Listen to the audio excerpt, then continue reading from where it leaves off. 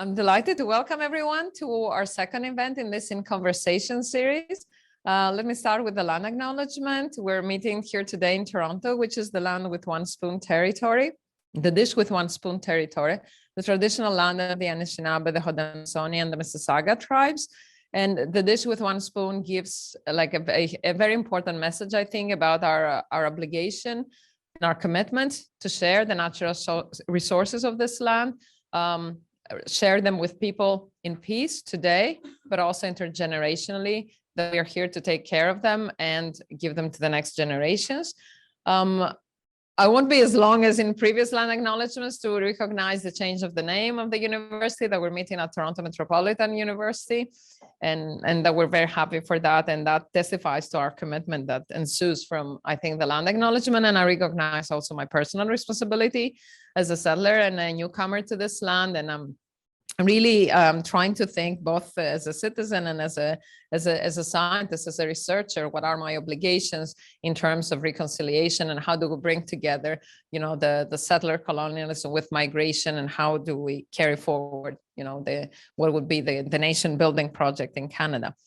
Without further ado, I'm very happy to welcome you to our second conversation. Today, we're in conversation with Tariq Modood, that is a dear friend, long time, colleague, collaborator. I don't even want to acknowledge how long we've known each other, because that says something about our age.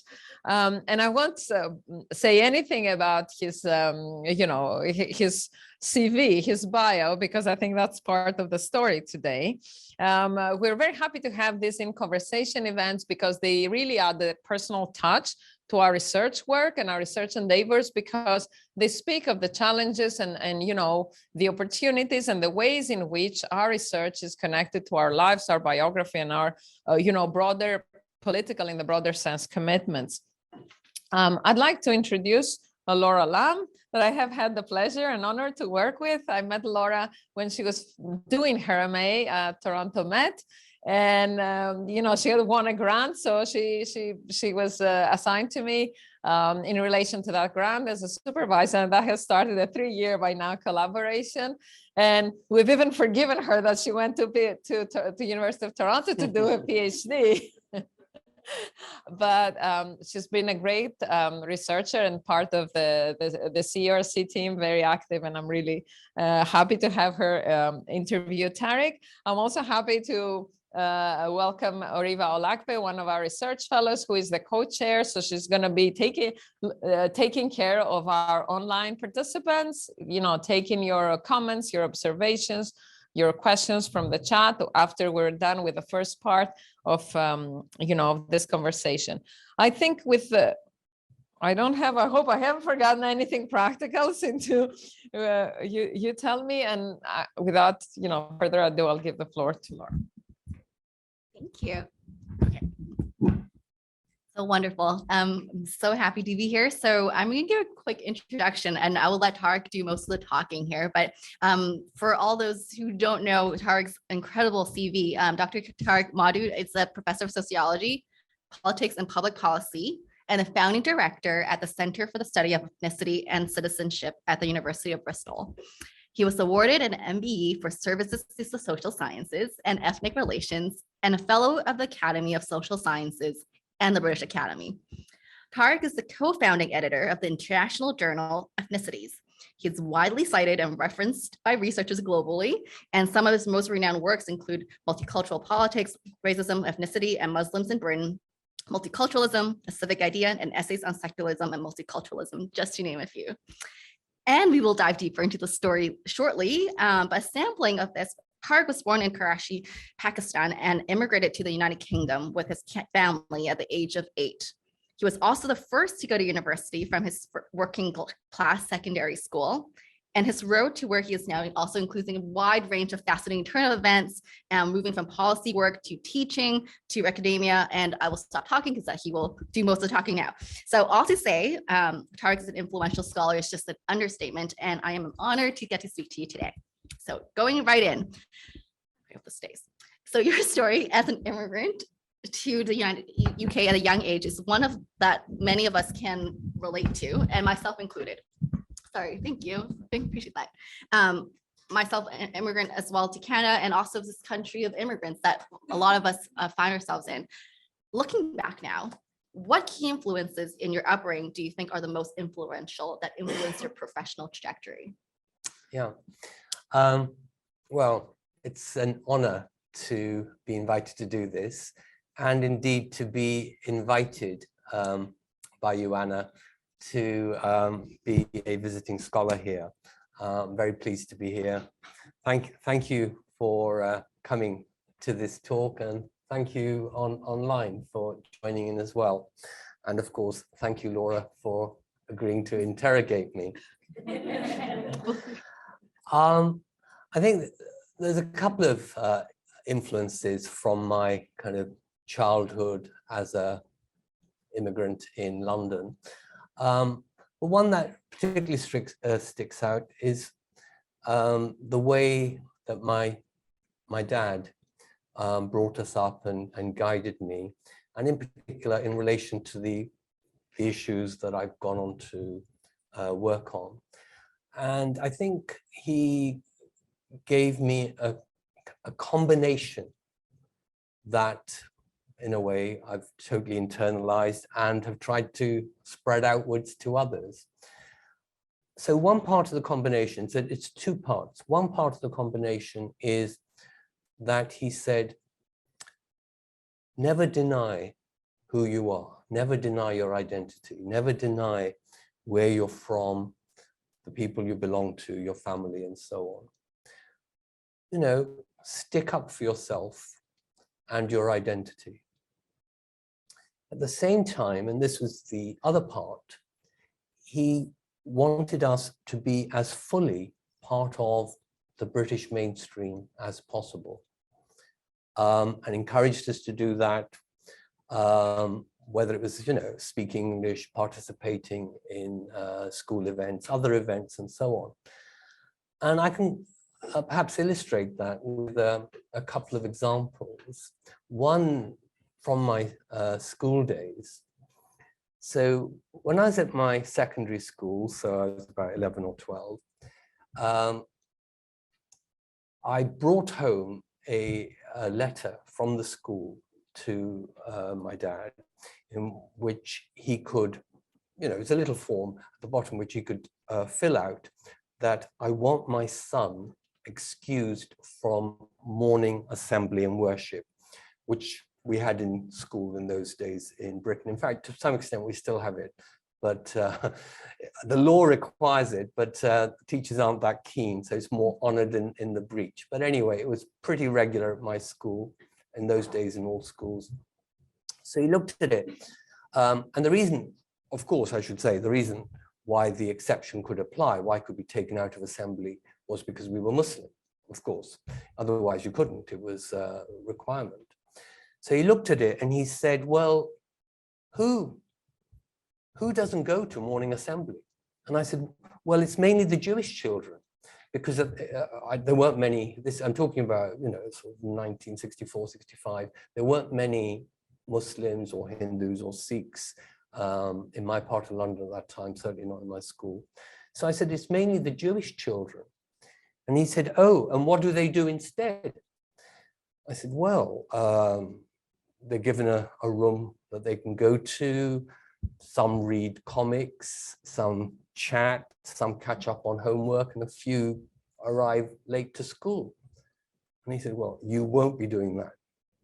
He said, I want you to go into that assembly. He said, participate fully, because, you know, it was worship. We sang hymns, a lesson was read out from the Bible and so on. He said, participate fully. Just when it comes to the bit where they say, Jesus, the Son of God, just quietly, without making any fuss, say to yourself, no, he's not. And I acted on his advice.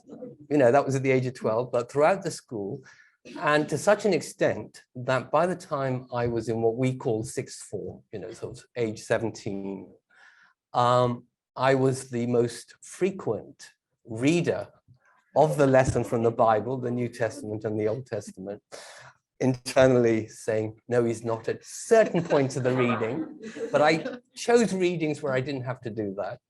And I organized the school choir at Christmas to go out and sing in public places to raise money for charities and so on. So that's an example of the way I was brought up. And another example in adult life where my dad steered me in a direction which, again, I feel I've followed and honored his wishes, his way of looking at things, was the time of a particular crisis in Britain involving Muslims. So I'm sure some, perhaps all of you, have heard of the novel by Salman Rushdie called The Satanic Verses. Good, I see a lot of people nodding. So that was a very traumatic time for Muslims in Britain. And I remember visiting my dad in London. I was living in Bristol at the time, where I am now. And he was very distressed by the novel and by the discussions that had been taking place in the mosque about it and so on. They had extracted some passages from the novel and distributed them and so on. I mean, the passages that the Muslims found most offensive, and it was generating a lot of anger and distress. There was no doubt about that. My dad was even crying when he was telling me about it. So I said to him, well, you know, I'm not a mosque-going Muslim. What do you think I should do?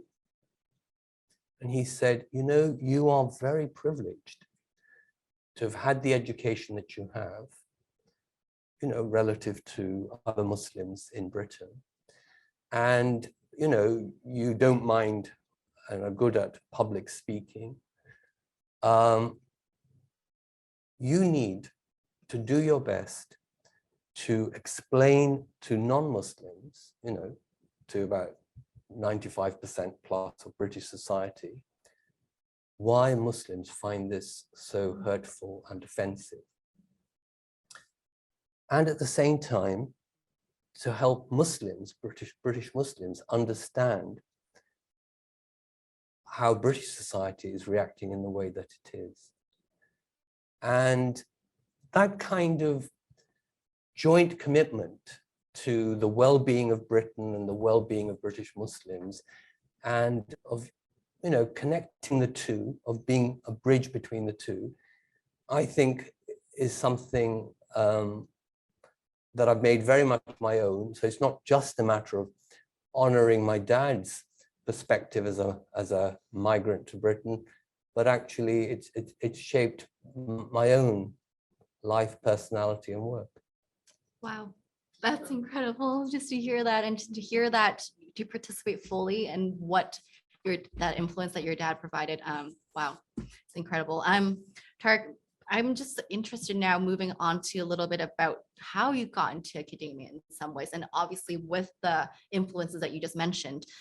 You did a PhD in philosophy, so, but you're also a renowned scholar in sociology, politics, and also public policy. So how did that come about, and what influenced you? Yeah, so I went to Durham University as an undergraduate. And so I did a bachelor's in philosophy and politics. And from the philosophy side, I became very interested and influenced by a German philosopher who spent most of his time at Cambridge University, Ludwig Wittgenstein, the 20th century philosopher. And from the politics side, I also acquired a philosophical hero, Michael Oakeshott, an English philosopher, also 20th century philosopher. In fact, he was alive at the time. Wittgenstein, I think, died in 1951, but Oakeshott was a professor at the LSE at the time. And I'm very pleased to say he was the external examiner of my master's dissertation. And so on the strength of that interest, I applied to do a PhD at what was then called University College Swansea, part of the University of Wales, because their philosophy department had a deep interest in Wittgenstein. They had a particular interpretation of Wittgenstein that was called the Swansea School of Wittgenstein. And so I went there, and it so happens, though that's not the reason I chose the place, that in their politics department, they had a very strong interest in political theory. And amongst the political theorists, there was a strong presence of people who were either interested in Oakeshott's work or had done a PhD under Oakeshott at the LSE and so on. So so I did my PhD in philosophy. I went there to do it on Wittgenstein. I ended up doing it on Oakeshott and Collingwood. There was some friction between myself and my supervisor, or perhaps not my supervisor so much as other senior members in the philosophy department. But also I kind of thought, just what I wanted to do chimed more with the issues that Oakeshott had raised about the nature of political philosophy and its influence, or in Oakeshott's case, his argument was that it shouldn't really have any influence in the practical world, in the political world, but I thought it should. And so I thought, engaging with Oakeshott, where I share a lot of his conceptual framework, but have this fundamental disagreement about the relationship between philosophy and politics, that would be a good PhD thesis. So that's what I did my PhD thesis on. But just as I was coming towards the end of my PhD time, we had a change of government in Britain. This is the election of 1979, when Margaret Thatcher became Prime Minister and Sir Keith Joseph, her Education Secretary. And they were of the view that there was too much social science and perhaps also too much philosophy and a few other things in British universities, and it needed to be reduced. And we went through a severe period, a decade of job cuts. And so I managed to get a couple of temporary posts, one-year posts in political theory, but I couldn't get work beyond that in my chosen subject.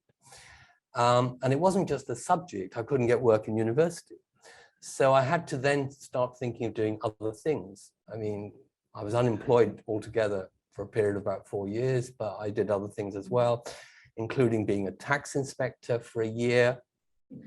But more to the point, I got into equal opportunities policy work, not research even, just policy work, because, my commitments, who I was. I'd been working in community relations in Oxford, just on a kind of voluntary basis, and so on. So I got into working for local government in London first, and then at the Commission for Racial Equality, also in London, but that's the kind of the national headquarters of racial equality work in London. Some of the titles have changed, but that's what it was called in those days. And I then began to acquire an interest in those issues, which I had only had in terms of kind of political interest, political activism, community work, and so on. But I now began to have a professional interest. And one of the things I discovered was that I was in radical disagreement with what was the prevailing racial equality philosophy in those institutions, which in a nutshell was that Britain should be understood as a society divided into two groups of people, two populations, white and black. And I thought that was totally wrong. I thought, well, I wasn't white, I wasn't black, I was British, wanted to be British, so where did I fit in? It didn't make any sense in relation to the experience I'd had at school or at university or just generally.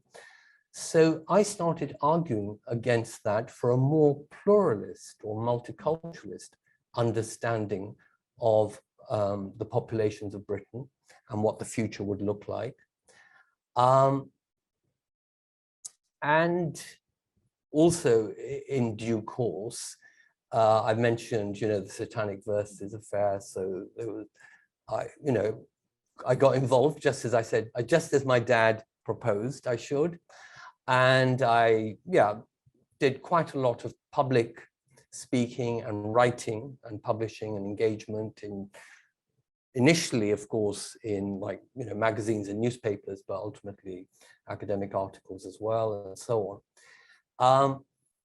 So that's, if you like, how I acquired my interest in sociology, because sociology, not entirely, but was very largely supportive of this misconceived policy approach that I came to call racial dualism, because it just saw everything in black and white terms.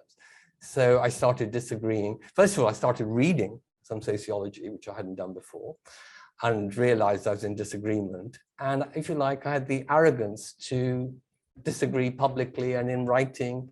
And the philosophy PhD hadn't given me any sociology, but it had given me a certain, intellectual apparatus for arguing and for demolishing other people's arguments.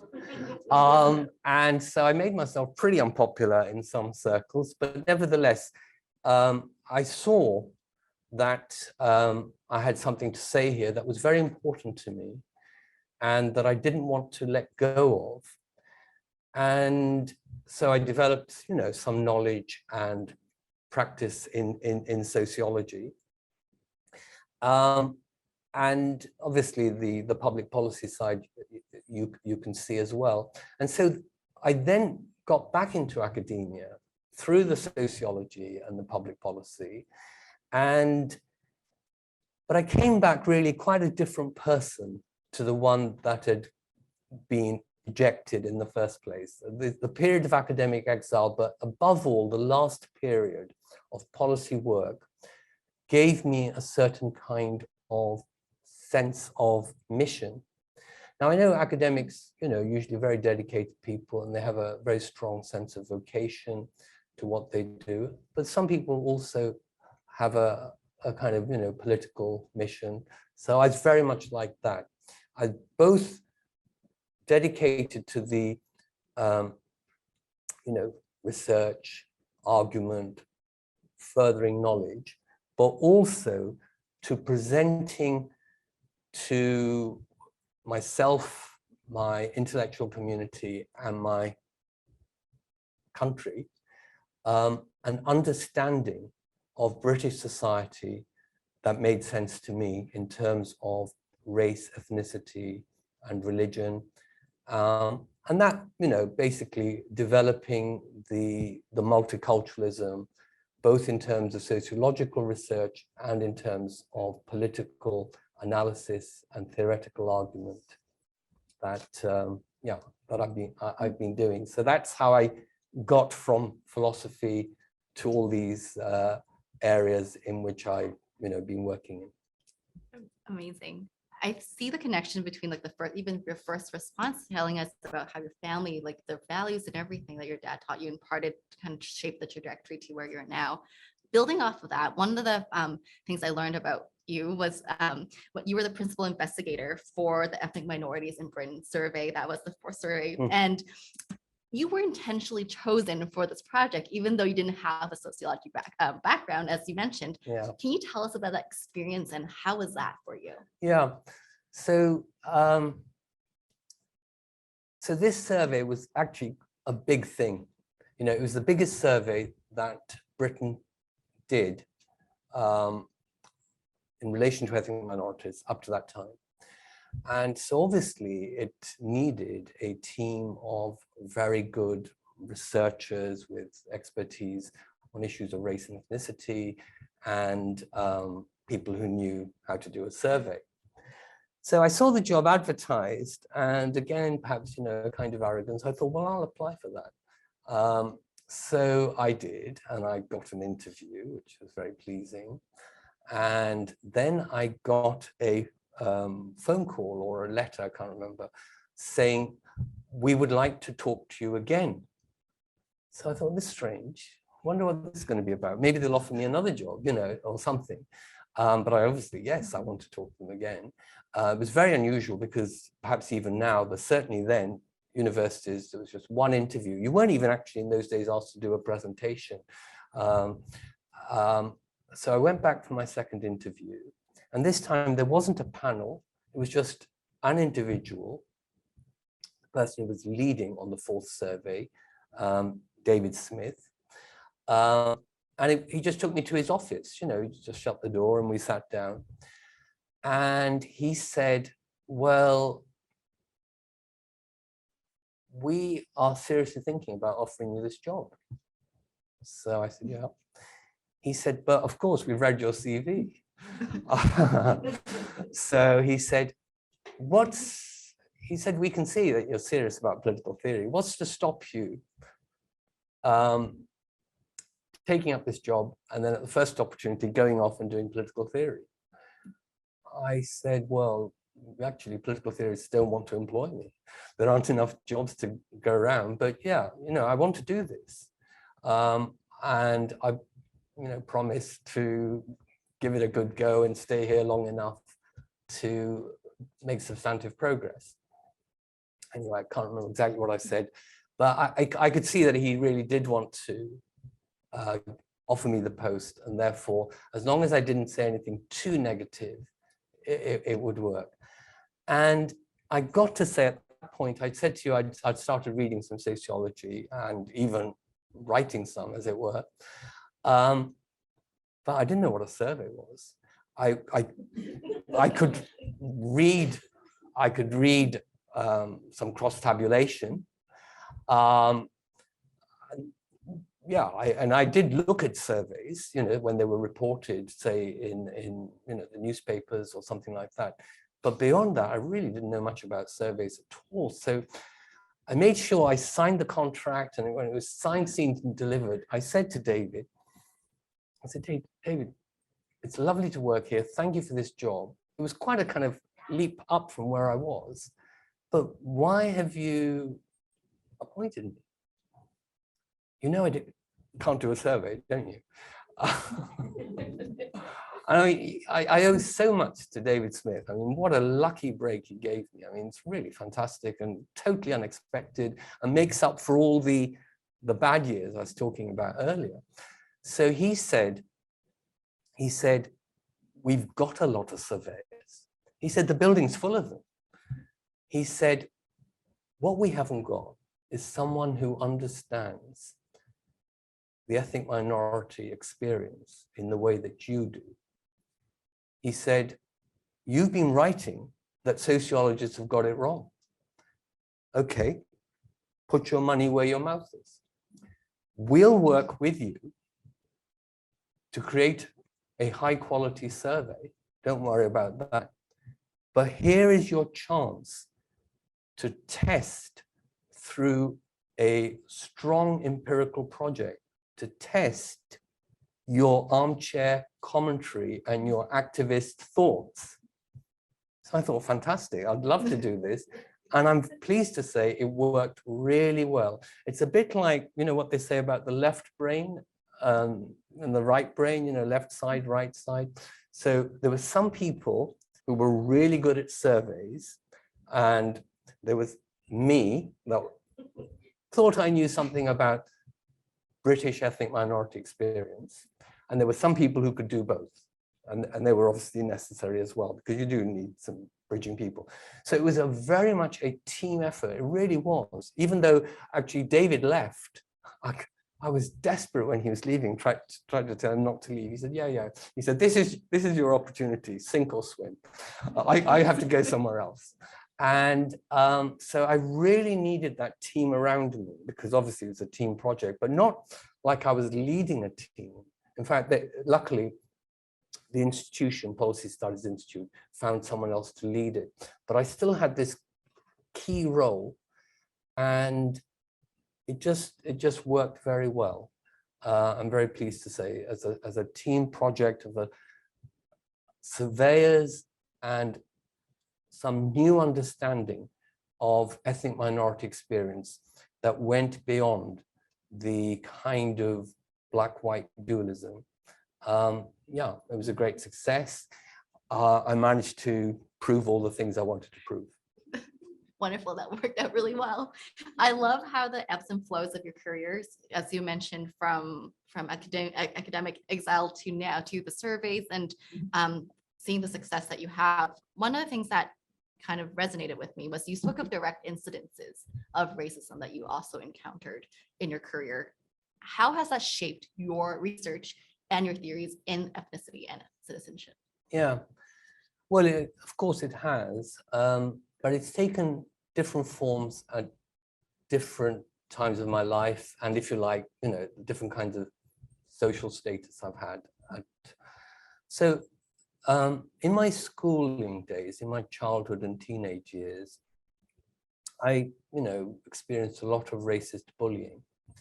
In fact, in those days, I don't know whether it's a term that resonates in Toronto, but in those days in Britain, we called it Paki bashing. A lot of white skinheads, gangs and so on used to pick on, in particular, people of South Asian background. Paki obviously standing short for Pakistani, but poor Indians got dragged in as well because these skinheads couldn't tell the difference. So yeah, that was quite severe at times, both inside the school and outside the school. In my adult life, it's taken a quite different form. For a start, I think it's centered very much about being a Muslim. Again, I mentioned the Rushdie affair, and after the Rushdie affair, I wanted to write a book. Not just about the Rushdie affair, but a kind of perspective on what in those days we used to call race relations, or we might now call, a kind of racial equality and multiculturalism book, but which learnt from the conflict around the Satanic Verses, and which argued, so this is, I'm talking about 1992, which argued that contrary to what a lot of sociologists and other people thought, that Britain was going to be like the United States, it was going to be marked by a black-white conflict and experience, that Muslims would be central to how majority-minority relations developed in Britain and in Western Europe. So I wrote out this book proposal, and at the time I was visiting fellow at Nuffield College, Oxford, which is really a pretty prestigious place. And obviously I used their letterhead when I sent out my proposal. I mean, I legitimately used their letterhead. I was there, I was a member, I was a fellow. And also, I mean, what I was arguing was totally new. And you could say, as someone who'd already made a little bit of a reputation in that argument, I had a certain visibility, and you'd think possibly that publishers might, some publishers anyway, might jump at the book proposal. I finally did get it published, but I was rejected by 14 publishers. That proposal, not the manuscript, because I hadn't had it written, it was a book proposal. Only the 15th publisher accepted it. So I think that is about as Islamophobic an experience that I've had in my life. So it wasn't like physical racist bullying, but it clearly was an extremely discriminatory experience, because liberals in England at that time, people who run publishers and senior academics and people who advise them, were very angry with Muslims. And they didn't want someone like me trying to put my point of view, trying to explain that Muslims had a right to be in Britain, they had a right to be angry, which isn't to say that to justify everything they were doing, certainly not things like death threats and so on, but that British society needed to make an effort to understand why Muslims were angry, just as Muslims had to make an effort to understand British society and its response. So I really felt that nothing but a kind of Islamophobia could explain those 14 rejection letters. But I did get published. I would say in general, I mean, I'd say people like me more, the more successful I've been. I mean, in a way, the two things are the same thing, being successful, being liked more. But I would say that I have experienced, I mean, that's, okay, one incident, but I have experienced over a period of time what I'd call a certain kind of intellectual or disciplinary disdain and marginalization.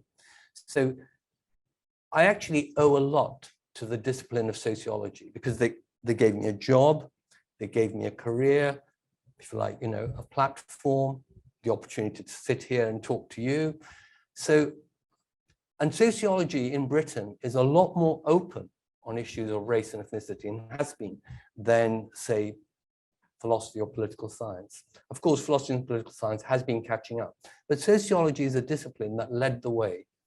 So I do owe them a lot, but nevertheless, I felt in the, what we might call the sociological fraternity, I did feel that they thought that what I was working on was not really very sophisticated or theoretically interesting, because it wasn't defined by class, it wasn't defined by gender, heavens forbid, it wasn't even defined by racism, by color racism. Is that my phone or yours?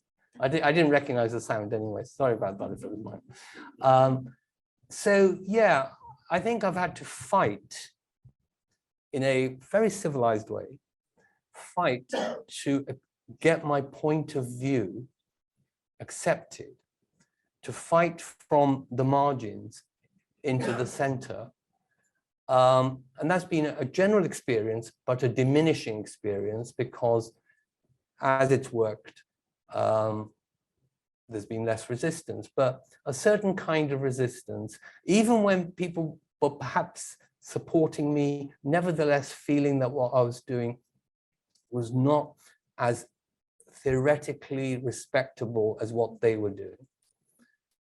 And I'll just also mention one kind of direct experience, because I've had a few. I wouldn't like to say I've had many as a you know, academic, but I have had a few. But the one that really sticks out in my mind is the one I'm going to share. So this was about the mid-1990s, when I was actually working on that fourth survey. And it took place at the LSE, the London School of Economics. There was a meeting of IPSA, that's the International Political Science Association. And there were a lot of, you know, very senior international people at this kind of, you know, workshop event. And I was very lucky, I got invited. I went to it. And after a particular paper, which I wasn't giving, in fact, I hadn't even said anything. I was just sitting there. I mean, but somehow something had cropped up through the paper about race, equality or something. I can't even remember the context, to be quite honest. But it was, what I'm about to mention was a little bit of a stretch from the paper. One of the most senior political theorists of Britain at the time was saying something. And he then added, and of course, Muslims, well, they can't really participate in democratic society. Muslim societies just can't be democratic. I guess what it needs is someone to force them into democracy, and it would probably take 1 or 2 generations. And then he turned around to me, I was sitting somewhere, you know, at the edge, and he said, "Oh, Tariq, don't comfort yourself." Perhaps he didn't use the word comfort. He said, "Don't think that I'm the only person who thinks this. We all think this. I'm the only one willing to say it." So I was obviously kind of stunned. I'm pleased to say that a couple of people did say something in response to say, no, we don't hold that view. Where have you come from? But on the whole, actually, people expressed their rejection of that view and their support for me in private rather than in public. So, you know, that was obviously a very bruising experience. Thank you for sharing that. And that, yeah, that sounds terrible. But also what I want to end off on today, because I'm cognizant of time and want to make sure the audience has time for Q&A. Tariq, maybe just after that story, what gives you hope for the future?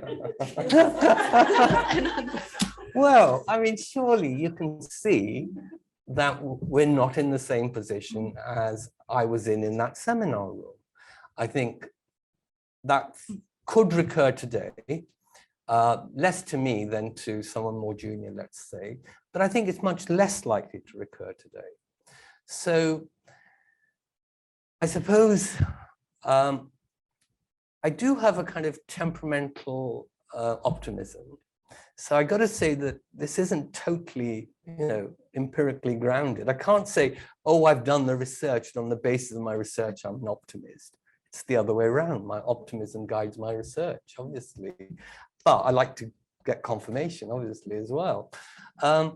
So I feel, well, if I look at my own personal life that I've been giving you snippets of, but also British society, or for that matter, Canadian society, and some others, there has been change from a much more deep-seated sense of kind of white superiority to some effort to change society, to adapt to, you know, brown, black, and other colors in society. You know, a more multiculturalist, racial equality understanding, and not just an understanding, but some practice of it. So I guess that's a ground for optimism, that I feel that I've seen things change. Of course, it's not all linear, because something like this Satanic Verses affair was,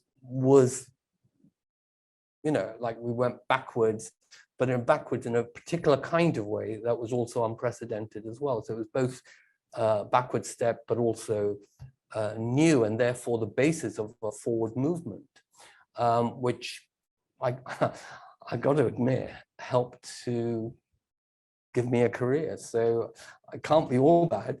And actually, no, being serious about that, I would say that I've shared some obstacles and some bad experiences with you, but also I've benefited from being a British Pakistani Muslim. I have benefited, and I don't just mean, I mean, for instance, David Smith gave me that job. I don't think he'd have given me that job if I'd been white, because he would have thought, I don't, you know, I don't have the knowledge and the experience, just if I was just a white researcher. So I was able to draw on my ethnicity, on my family experience, on knowing how Muslims actually felt and how they were responding in a way that some others couldn't.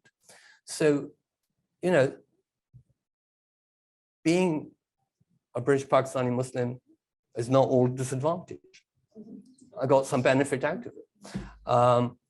And of course, that's true of many other people as well, including, I expect, a lot of people who are in the room at the moment. So being minority ethnicity is not all about exclusion and people being racist to your face, or people being racist behind your back, or structural disadvantage. All those things exist, and at the moment we are, you know, going through a particularly troubling time in our countries, you know, with the rise of a certain aggressive right-wing, even white supremacist movement or movements. And I do worry about the polarization. So that is a genuine concern of mine, and I try and address it in my work. I try and think about, are there aspects of my work, broadly what I might call multiculturalism, that may be contributing to this polarization? And if there are, what can I do to mitigate that? What can I do to present my work in ways that are less polarizing, including by reaching out to other people, to other points of view, but also trying to think about how my work, how what I say might be read and understood by other people. What fears, for instance, that might excite in other people about, oh my God, are these brown and black people going to take over the country? Obviously a total fantasy, but nevertheless, there is a sense in which an assertive multiculturalism of the kind that I've been developing can make some white people, some majority people anxious.